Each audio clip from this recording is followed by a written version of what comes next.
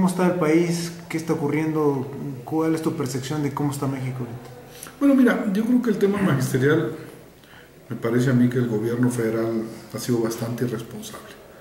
Primero, cuando lo inició el licenciado Choifet, en su momento secretario, y que después pues está claro que lo hicieron a un lado al no asumir o establecer la línea dura, ¿no?, de Luis Miranda y Osorio Chong. Pero parece que llegó más dura este nuevo secretario, queriéndose ganar yo no sé si el presidente de los mexicanos o el Ejecutivo Federal ha percibido del tamaño de la responsabilidad que se va a enfrentar Aurelio Nuño. Vimos que está echándole más gasolina a la circunstancia que vive Oaxaca, que vive Chiapas, que vive Guerrero, que vive Michoacán, actuando de manera policíaca, encerrando a los líderes, dejando descabezados los movimientos.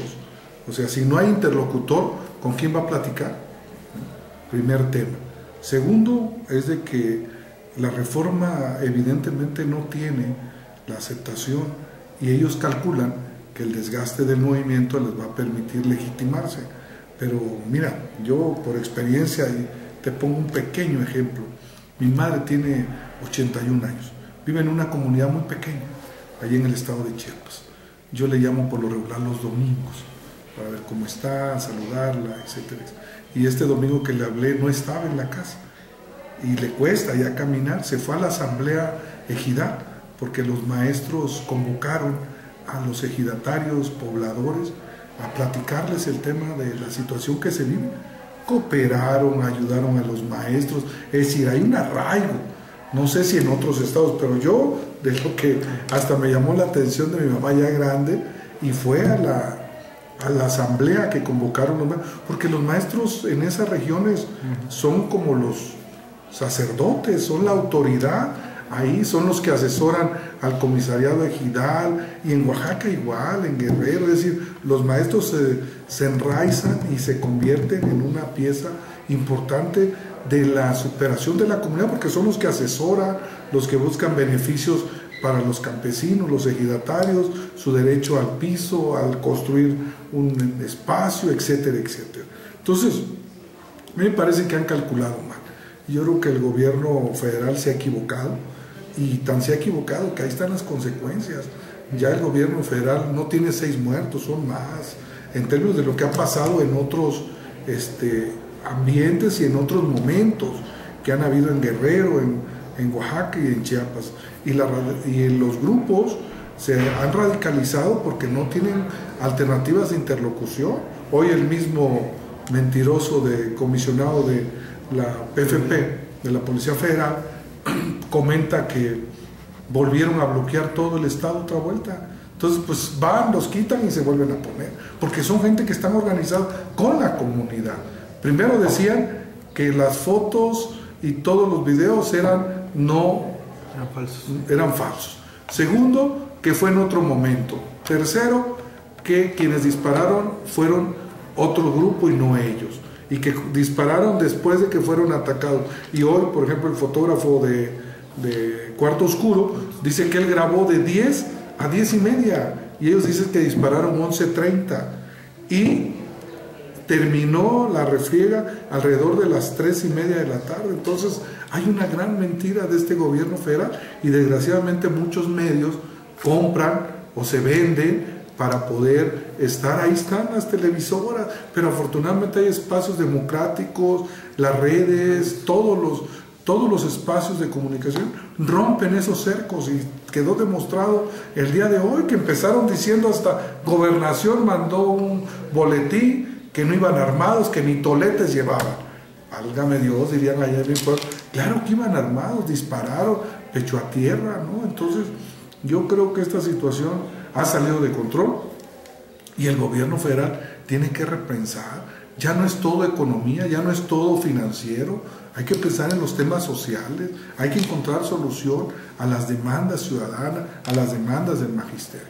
Yo creo que es por la ruta que se tiene que caminar, y creo que la salida de Aurelio Nuño no solo es necesaria, es fundamental para que vuelva la estabilidad y la tranquilidad en este país. La marcha del próximo domingo tiene que ver con el apoyo a los maestros. Evidentemente es la solidaridad plena. Hoy aquí en este municipio de Nezahualcóyotl estamos convocando y vamos a hacer, se acordaron 4 tareas. 1, crear 2 centros de acopio. Uno para atender a los maestros que están en plantón en la Ciudadela, y otro llevar temas de medicina, medicamentos y gasas, ampolletas para el tema de la infección y todo ello para los maestros en la región centro de Oaxaca. Mañana llega un equipo que les vamos a hacer llegar estos materiales, se han comprometido algunos compañeros, y por otro lado iniciar el día de mañana una movilización en todo el municipio a distribuir el periódico donde viene la posición de Morena en torno a la lucha magisterial, que vamos a repartir más de 80,000 periódicos entre martes, miércoles, jueves y viernes.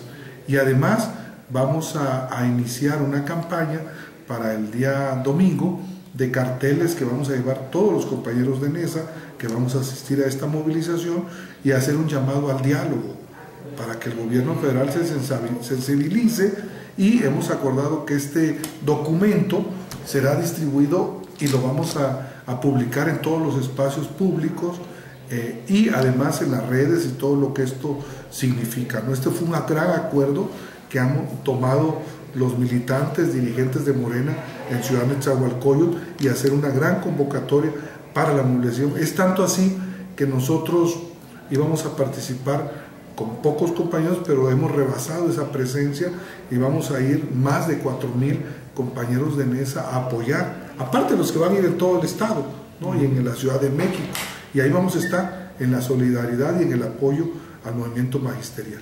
Bueno, el titular de la SED dice que si hay diálogo siempre y cuando aceptes la reforma educativa, ¿no?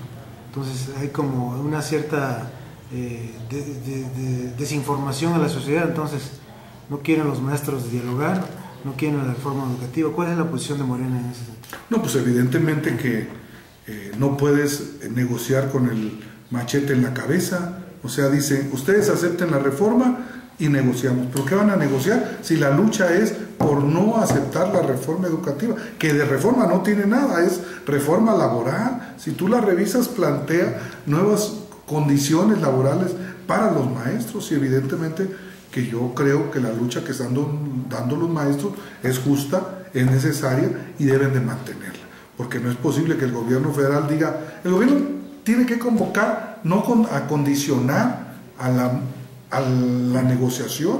Yo creo que la mesa debe estar partiendo del principio de que vamos viendo qué solución encontramos. Por ejemplo, yo escuchaba a algunos que decían, no es lo mismo la reforma que se está planteando para Chiapas que en Chihuahua, que en Durango. Pues ¿por qué la gente está luchando? Porque son los estados con mayor rezago social. Las escuelas no hay condiciones. Primero lo que deberíamos de hacer es mejorar las condiciones de escuela, mejorar el material didáctico, ayudar a que los maestros tengan condiciones. Hay maestros que se avientan 20 horas de la capital de una ciudad de Oaxaca, Chiapas o el mismo Chilpancingo para llegar a sus centros de educación. Y a veces la verdad es que para salir, si hay lluvias y todo, no pueden salir. O sea, no se trata nada más de que se haga por obra de Dios y el Espíritu Santo la reforma. La reforma nació con muchas dificultades y con mucha negatividad en términos de que no es la solución para estas regiones. ¿Tú crees que la actuación del gobierno federal sea una respuesta a los resultados del 5 de junio? Creo que el tema tiene que estar enmarcado en la necesidad de que el país es otro. La gente ya no, y que convencer a la gente a través de las dádivas, a través de despensas, a través de tarjetas, ya ha cambiado. ¿Cuánto dinero gastó este gobierno para buscar retener esos estados? Y perdieron, ¿no? La gente tomó una decisión, podemos o no estar de acuerdo, pero evidentemente queda claro que el PRI es el partido con el mayor rechazo en este momento. Y negarse a reconocer que las cosas han cambiado es entrar en un espacio de espiral de negación total. Entonces el gobierno tiene que entender que hay otras formas y que es a través del diálogo, sentarse en una mesa sin condiciones con el magisterio. No hay otra opción, sino esto se va a seguir generando conflictos. Digo, que el mismo, insisto, este mentiroso de la PFP, diciendo esta circunstancia, y hoy mismo reconoció, es que ya volvieron a bloquear todo el Estado.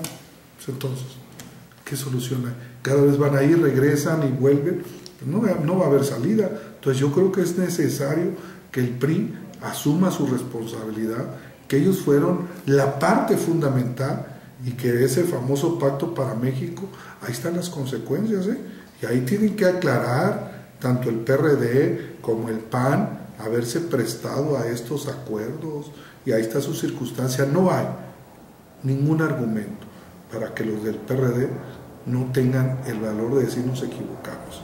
Tan se han equivocado que siguen estando en su tobogán de conflictos internos, allá ellos. Nosotros afortunadamente hemos avanzado bien y estamos trabajando para el Estado, donde nos toca corresponder, impulsar un proyecto con nuestra propuesta de PCN.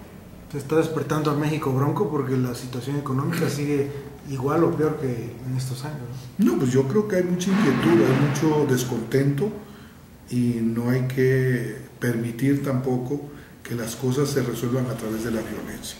Creo que es a través del diálogo, a través de las urnas, porque me parece a mí que despertar ese México va a ser incontrolable. Y la verdad es que los enormes abandonos que hay hacia los jóvenes en el área educativa, el tema de salud, el tema del desempleo, muchas circunstancias que estamos viviendo, pues si nos dijeron que este país iba a cambiar con las reformas, pues ¿dónde está? Cambiaron para los de arriba, ¿no?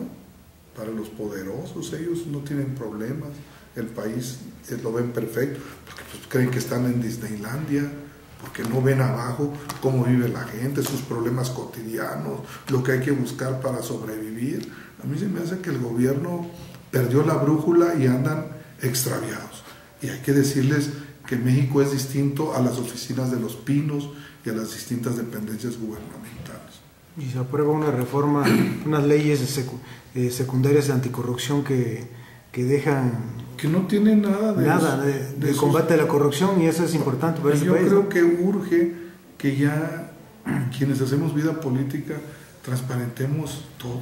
No puede ser que este país tenga de privilegios y que pareciera ser, porque es lamentable, porque si tú le preguntas a un dirigente político qué quiere ser, pues cargos públicos, perdón que lo diga así, pues está cabrón que ahora quienes hacemos vida política, nuestro objetivo principal y fundamental es un cargo público. Yo creo que hay que servirle y servir a nuestros conciudadanos desde nuestros espacios sociales. No es con cargos públicos como vas a servir. Pareciera ser que eso es un problema que es para resolver tus problemas económicos. Yo creo que eso ya no puede ser y hay que luchar contra ello. Yo sí estoy convencido que a este país hay que pegarle una gran sacudida y que el tema de la corrupción tiene que ser atacada a fondo plenamente, y adicionalmente, pues, entrar. No es posible que después del 5 de julio lo que hacen es meter a la cárcel a los maestros, meter a los dirigentes. Bueno, ¿y dónde está Yunes? ¿No? ¿Dónde está César Duarte?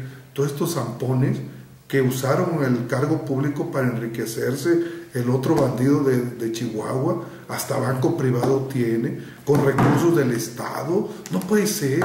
Hay que meter a la cárcel a todos esos personajes que tanto daño han hecho a este país. Si no mandamos un mensaje de que la impunidad tiene respuesta y puede ser castigada, el ciudadano común dice, pues si a ellos no les pasa nada, ¿no? ¿Ve cómo es posible que a los Salinas se les regresa su dinero, se les regresan las propiedades y se les pide perdón?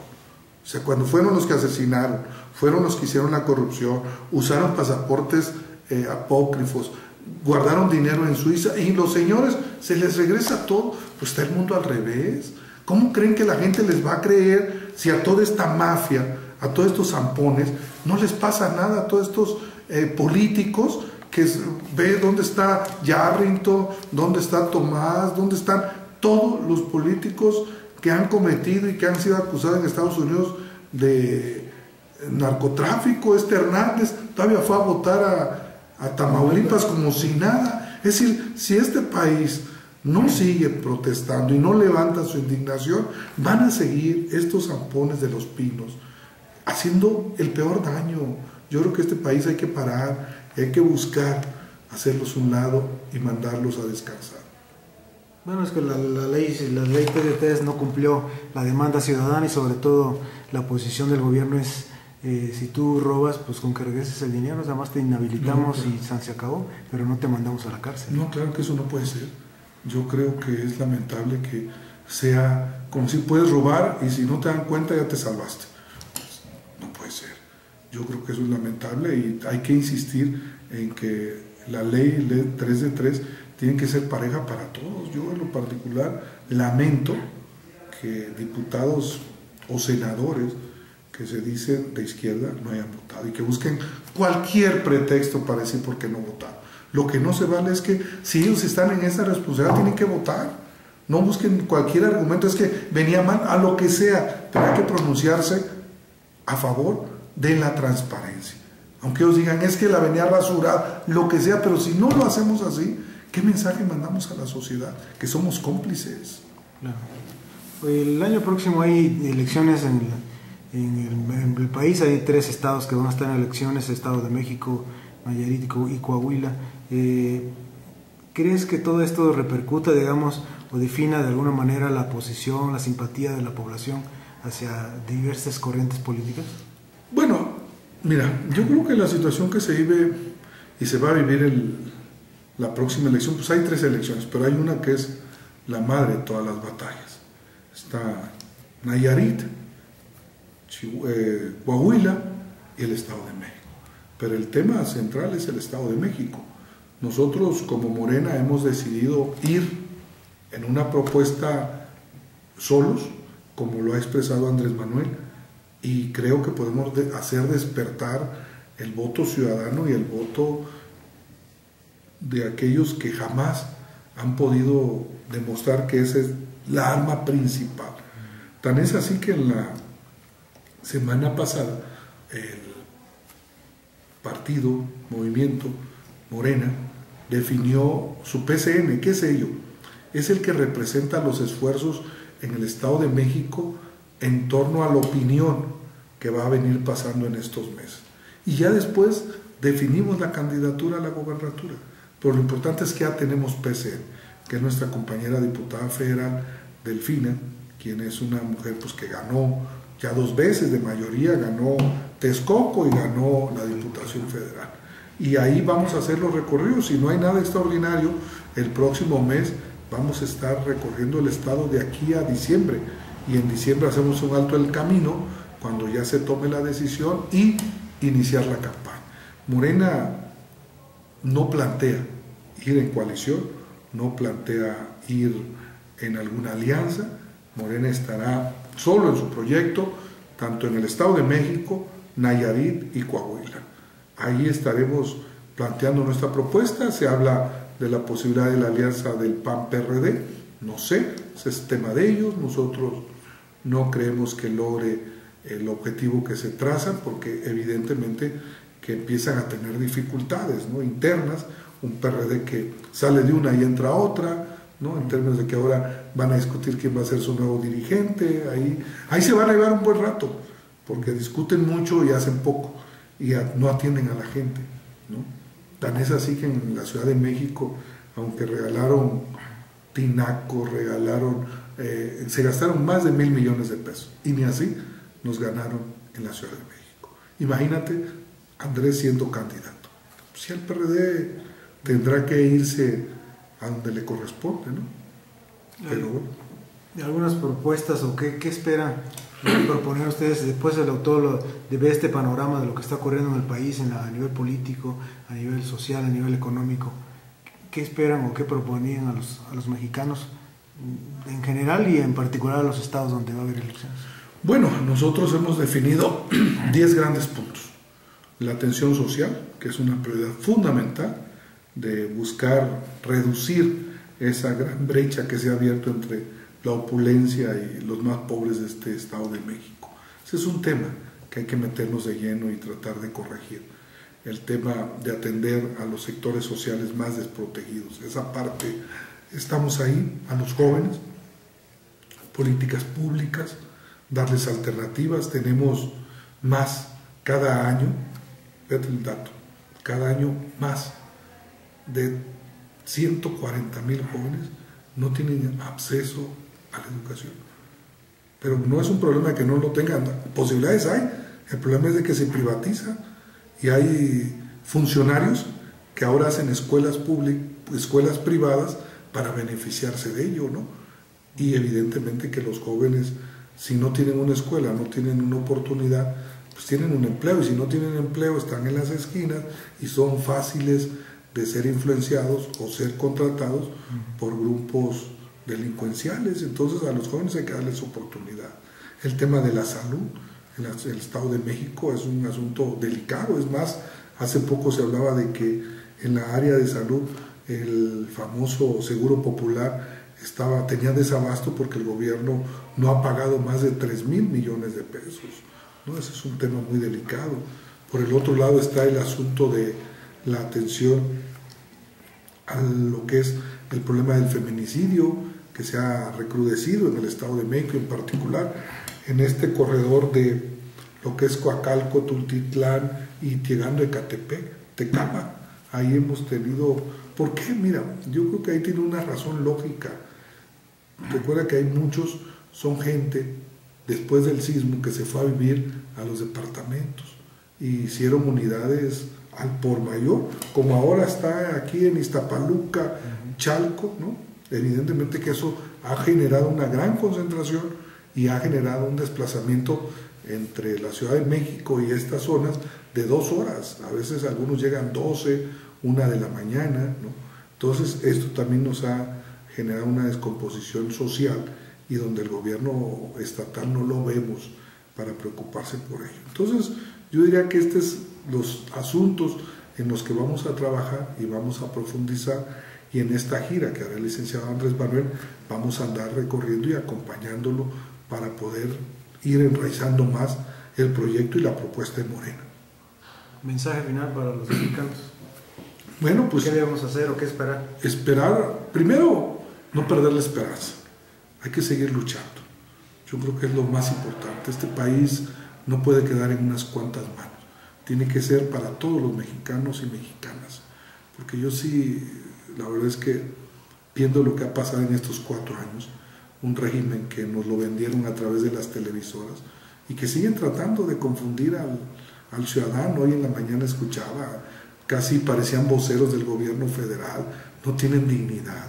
La verdad que es lamentable, no hay una respuesta, una indignación a lo que hacen. Yo sí creo que a este país hay que apretar por luchar por mejores condiciones de vida y exigir vivir con dignidad y esperar un mejor futuro para nuestros hijos y nuestras hijas.